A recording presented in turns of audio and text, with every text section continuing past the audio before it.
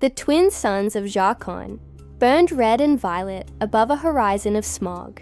Beneath their light sprawled the endless metal city, a place where morality melted in the heat and life itself was just another currency.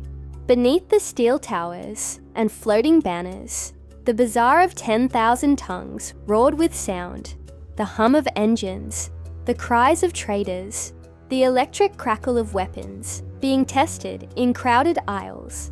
Among the crowds moved a single human, Cale Varen, his coat torn, his boots cracked, and his face carrying the exhaustion of someone who had lost everything but his stubborn will to keep walking. He was not a soldier, nor a hero. Just another worker drowning in debts, owed to people who smiled when they talked about blood. His day had begun like all the others, with promises he couldn't keep and a hunger that refused to fade. But it was about to end with a decision that would change not only his fate, but the fate of entire worlds. Cale stopped at a merchant's stall that glowed like a shrine. Metallic cages lined the back wall, each holding strange artifacts, glowing crystals, fragments of weapons, and things that looked almost alive. Behind the counter stood a massive alien, scales like glass, eyes yellow, and slitted like a serpent's. "You came for your payment, human," the creature hissed in trade tongue. Cale nodded, placing a small data card on the counter. "The work's done. I hold your engines through the storm fields. You said I'd be paid." The merchant's grin spread slowly. "Paid? Yes, but not in credits. Credits are boring. I offer something. Unique." Cale's brow furrowed. "I don't deal in unique. I deal in survival." The merchant's claw gestured toward the corner of the stall. From the shadows, a faint sound emerged, the clink of chains. There, half hidden, knelt a young alien woman. Her skin was a pale lavender, her hair silver white, her wrist bound by delicate, gleaming cords that seemed to hum with contained energy. Her head was bowed, but Cale saw her eyes, gold, glowing faintly under the neon haze. For a moment, the noise of the bazaar faded. "She is my payment," Cale asked quietly. The merchant's smile widened. "She is what you are owed. Take her, and our business ends. Or refuse, and your debt doubles." Cale's fist clenched. He had seen cruelty before. Slaves sold like scrap, children traded for parts. But this girl was different. She didn't look broken. She looked waiting. "Why is she in chains?" he asked. "Because she is dangerous," the merchant hissed. "And because she must never be free again." Cale looked at the girl, trembling, silent, her breath shallow. Something deep inside him twisted. He didn't know why, but he couldn't walk away. "Fine," he muttered. "I'll take her." The merchant laughed, a low rasping sound. "Then may your gods pity you." The chains released with a click that seemed to echo across the bazaar. As Cale led the girl away, the crowd parted in uneasy silence, and though he didn't know it then, that silence was the first whisper of destiny calling his name. Cale's home was a forgotten storage unit in the city's lower levels. A maze of rust, leaking pipes, and flickering lights. When they arrived, the girl stood still near the doorway, her golden eyes scanning the room with wary curiosity. Cale poured water into a cracked glass and offered it. "You can drink. You're not a prisoner here." She hesitated, then accepted. Her voice, when she finally spoke, was soft, melodic, almost human. "My name is Lyria." Cale nodded. "Cale, you can rest here for now. Tomorrow I'll figure out what to do next." She tilted her head slightly. "You regret taking me," he sighed. "I regret a lot of things. I'll add it to the list." For the next few days, Lyria barely spoke.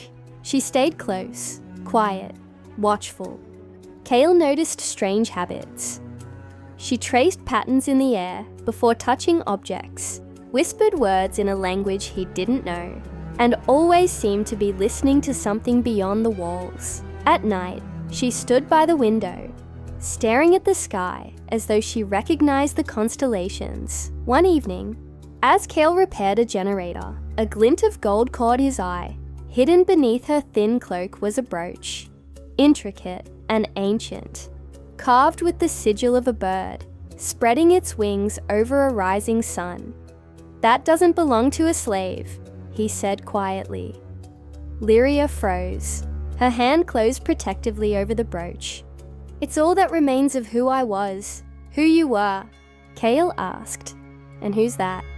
Her golden eyes met his. "Someone who no longer exists." She turned away before he could ask more. But that night, Kale dreamt of towers made of glass and light, of oceans shining under twin moons, and of a voice whispering a single word through the dark.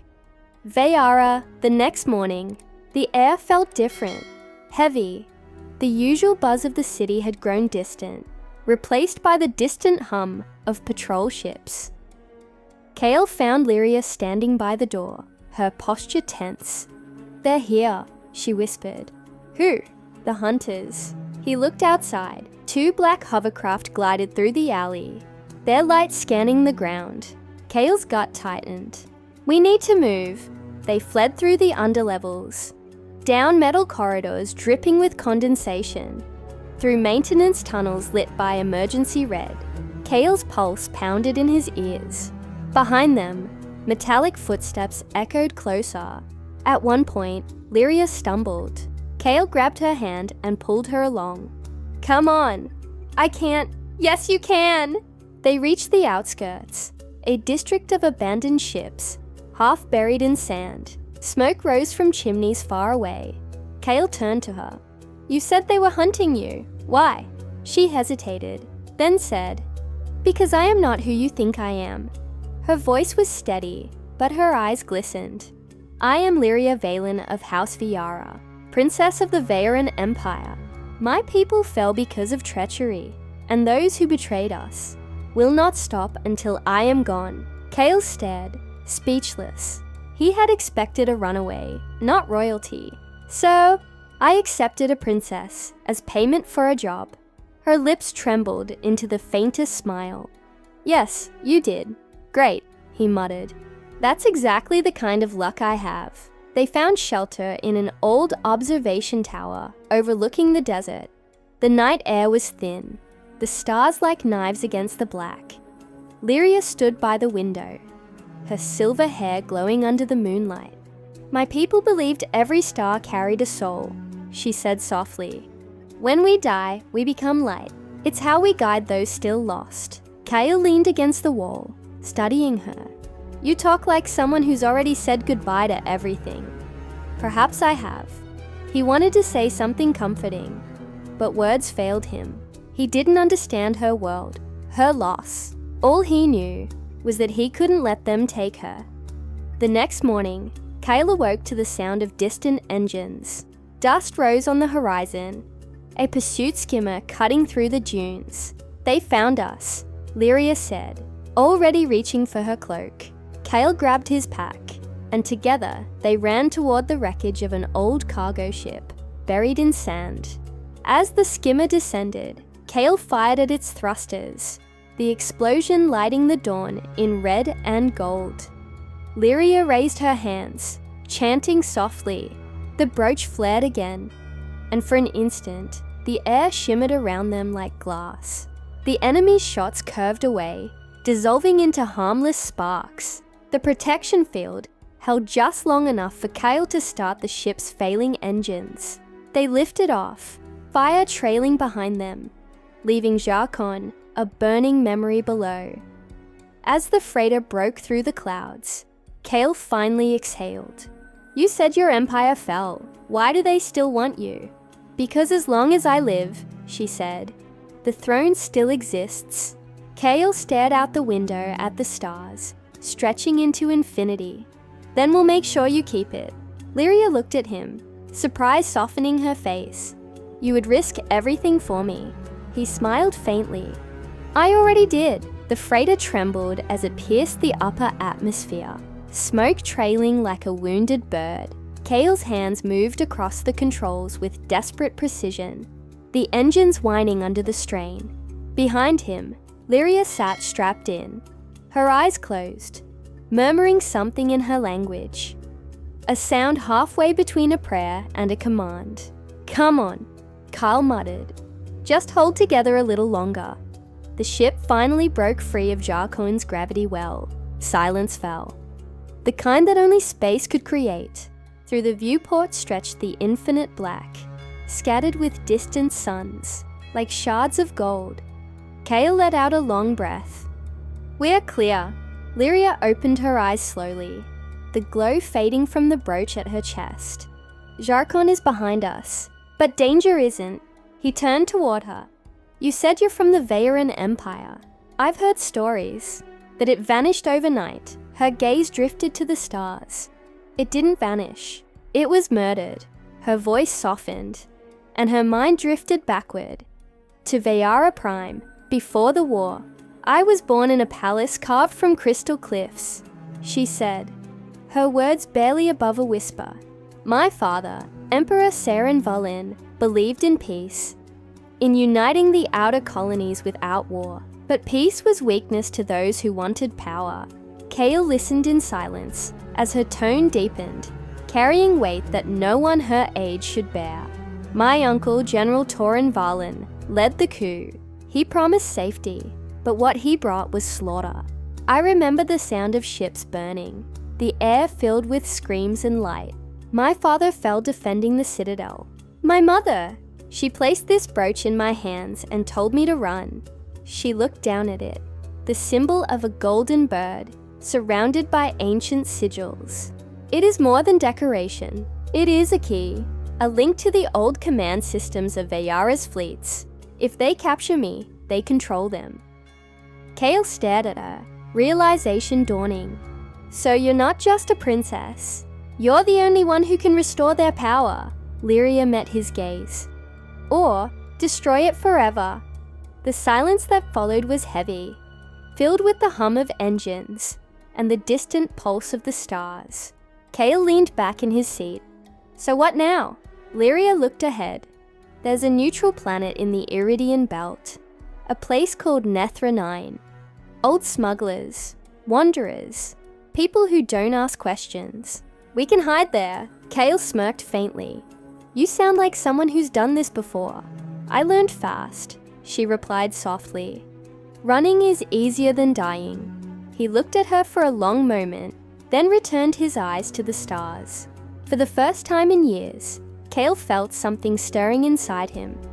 A purpose that wasn't tied to survival or money. Something dangerously close to hope. The freighter descended through thick, sulfuric clouds. The surface of Nethra 9 was harsh and ochre-colored, dotted with the skeletal remains of crashed ships. Settlements glowed in the distance, like dying embers. Shanty towns built around refineries and old ports. Kale and Lyria disembarked, cloaked and silent. The air was thick with dust. "Keep your hood up," Kale murmured. "We blend in, we live longer." They entered a cantina, carved into the side of a cliff. The dim lights flickered over metal walls, etched with graffiti from a dozen languages. The smell of oil, smoke, and alien liquor hung heavy. Behind the bar stood a familiar face. Rhett Doran, a broad-shouldered man with a cybernetic arm and the kind of smirk only someone who'd survived too many wars could wear. "Kale Varen," Rhett said, his voice gravelly with disbelief. "I thought you were dead." "Almost," Kale replied. "Need parts. Fuel. Maybe a new identity." Rhett's eyes narrowed. "And her?" Kale hesitated. "She's under my protection." Rhett leaned closer, his voice low. "Protection, huh? You always did have a talent for trouble." "Words out, friend." The Vaeran fleet's paying bounties again. Anyone seen helping their lost princess gets turned into vapor. Kale's stomach tightened. "You believe that story?" Rhett's mechanical fingers tapped the counter. "I believe money, and someone like her, she's worth a galaxy of it." Lyria stepped forward, her hood slipping just enough to reveal her golden eyes. The entire room went silent. Rhett froze. Stars above. It's true. Before Kale could react, Rhett laughed. A slow, disbelieving sound. You're insane, Kyle. You don't hide a queen from an empire. You die for it. Kale's voice hardened. Maybe, but not today. That night, Kale and Lyria found refuge in an abandoned observatory, overlooking the city's lower decks. Through the cracked dome above, they could see the gas giant Nethra. Turning slowly in the dark, Lyria stood by the viewport. Your friend doesn't trust you. He never did, Kyle said, adjusting a weapon. But he won't sell us out, not yet. She looked at him, studying his face. Why do you help me, Kale? You could have left me in that market. You could have traded me for more money than you'll ever earn. Kale's jaw tightened. Because I've been owned before, not by chains, but by fear. I know what it's like to be powerless. Her expression softened. You are not powerless now. He met her gaze. And for a heartbeat, time seemed to hold still. The hum of the machinery, the whisper of wind through the cracks. All of it faded, leaving only the two of them, and the quiet pulse of something unspoken between them. The peace didn't last. 3 days later, Rhett's warning came true. Kale woke to the sound of distant explosions. From the window, he saw ships descending, black, angular, and marked with the sigil of the Tauran Dominion. They've found us, Lyria whispered. Kyle grabbed his pack. We need to get to the spaceport. They fled through the lower streets, weaving between markets and neon-lit corridors. The city was chaos. Civilians running, alarms blaring. Overhead, Dominion drones scanned the crowd with red beams. Stay close, Kyle said, taking her hand. They reached a bridge overlooking the lower docks, only to find it crawling with soldiers. Kale ducked behind a transport crate, pulling Lyria beside him. We'll never make it through, he said. Lyria closed her eyes, clutching the brooch. There's another way. The air shimmered, and for a brief moment, the space around them bent, like heat waves distorting light. Kale's breath caught. What are you doing? Hiding us, she whispered.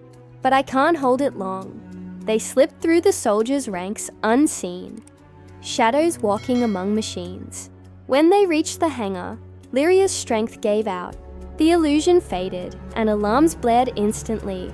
Go! Kale shouted, firing toward the guards. They boarded an old transport and lifted off amid the chaos, blasts streaking across the sky. But a Dominion fighter followed. Sleek, fast, deadly. Kale gritted his teeth, pushing the engines to their limit. We're not going to outrun them. Lyria looked at him, eyes glowing faintly. Then we don't run. She pressed her hands against the console.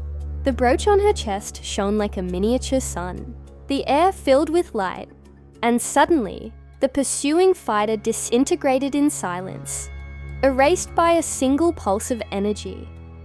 Kyle turned to her in shock. How? Lyria's head fell forward, her body trembling. The brooch. It's linked to our ancestral network. I used the last of its stored power. Lyria! He caught her before she collapsed. I'll be fine, she whispered weakly. But the energy is gone now. No more shields. No more illusions. Kale's hand clenched around the ship's throttle. Then it's just us from here. They jumped into hyperspace, leaving the Dominion fleet behind. For now, in the silence that followed, Kale sat beside her in the cockpit, watching the streaks of light dance across the void. You know they won't stop. As long as you're alive, they'll keep coming. I know, she said softly, but I would rather die free than live as their prisoner. Kale turned toward her, his voice quiet. Then we'll make sure neither of us dies, she smiled faintly. You speak like a man who's never lost anything. He looked away, his voice rough. I've lost everything. That's why I fight so hard to keep what's left. Hyperspace faded, and the freighter dropped into orbit around a desolate world. Elendor, a forgotten planet at the edge of mapped space. Its surface was scarred by craters and storms that glowed faintly with electric veins.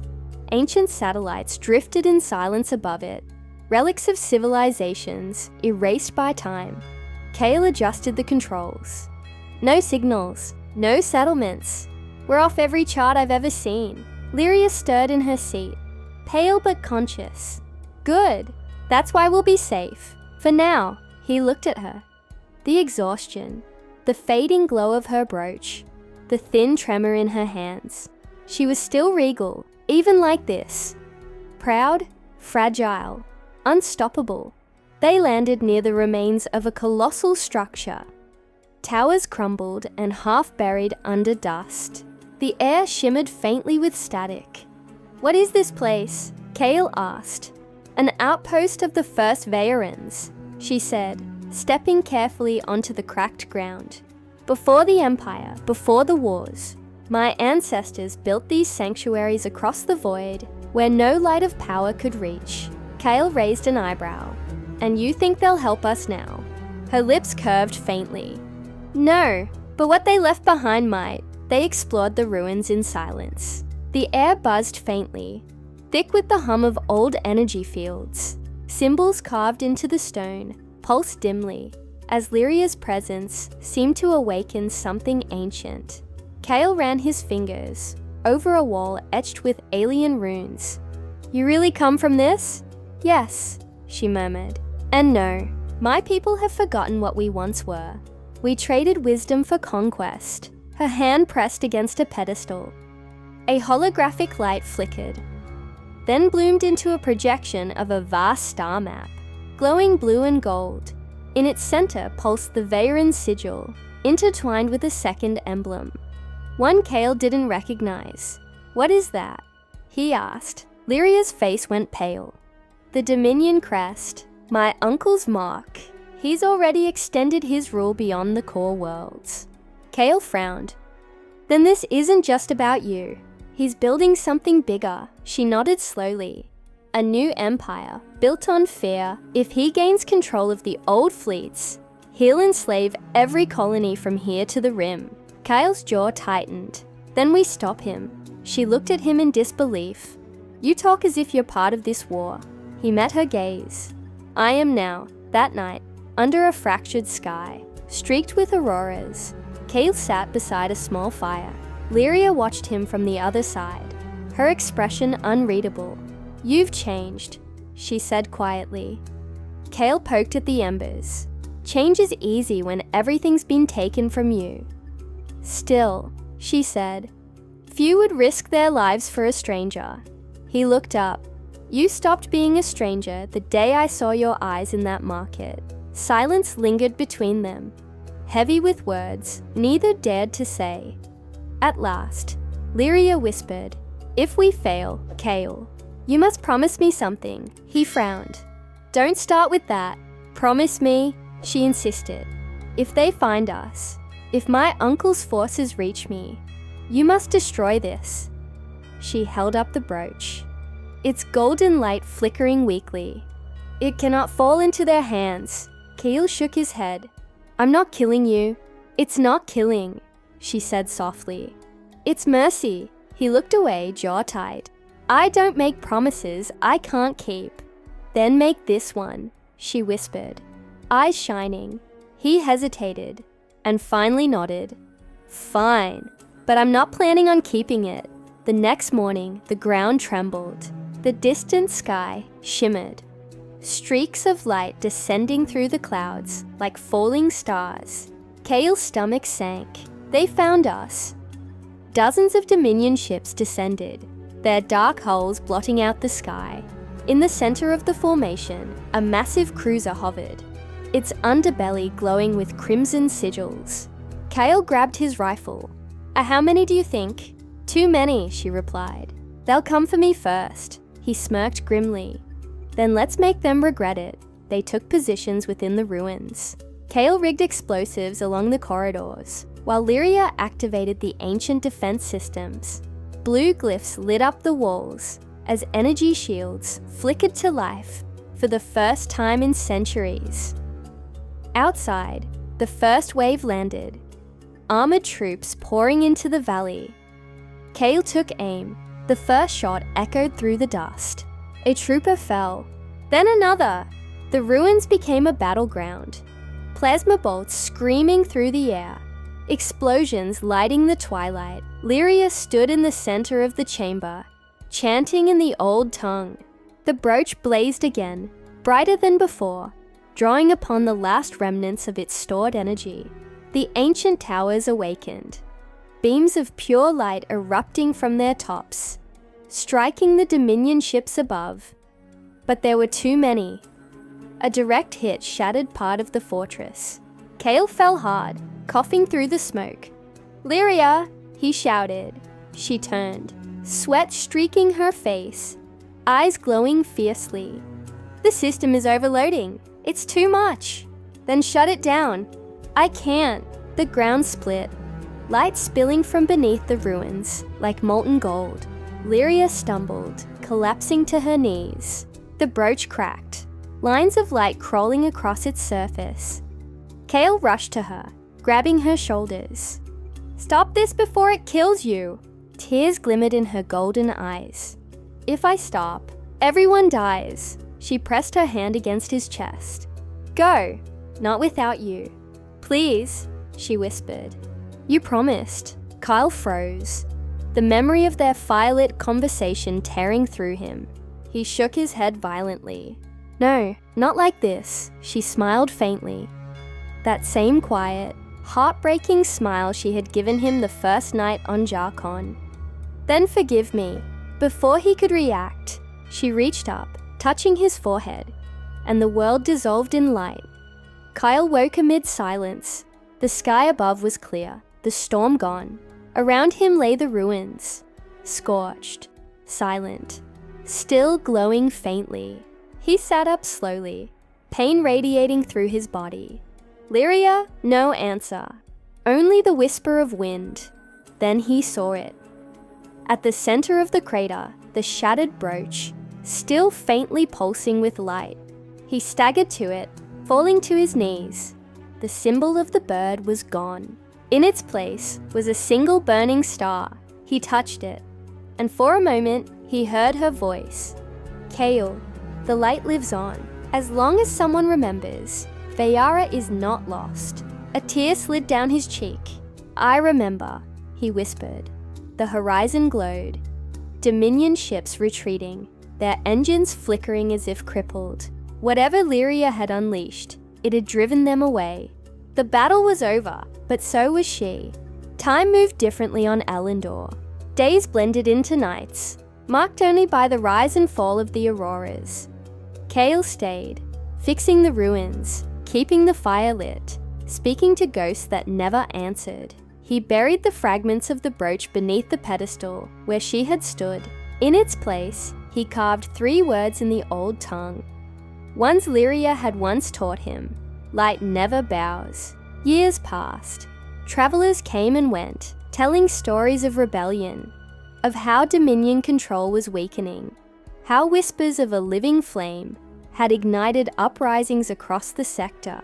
They said her name like a legend, the Princess of the Lost Light. Kale never told them the truth. He only smiled faintly and poured them a drink.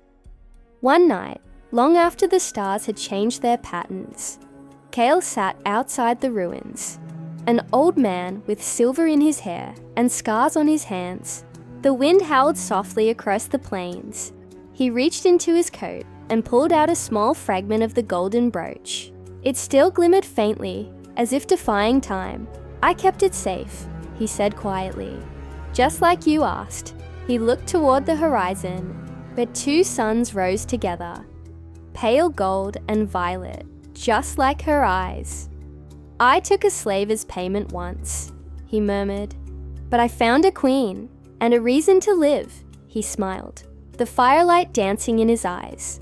"And if you're out there, somewhere beyond the veil, keep shining, Lyria. The stars still remember." As the suns climbed higher, Kale closed his eyes. The wind carried his final breath into the light, and in the silence that followed, The fragment of gold in his hand flared one last time, a tiny spark, ascending into the sky to join the stars.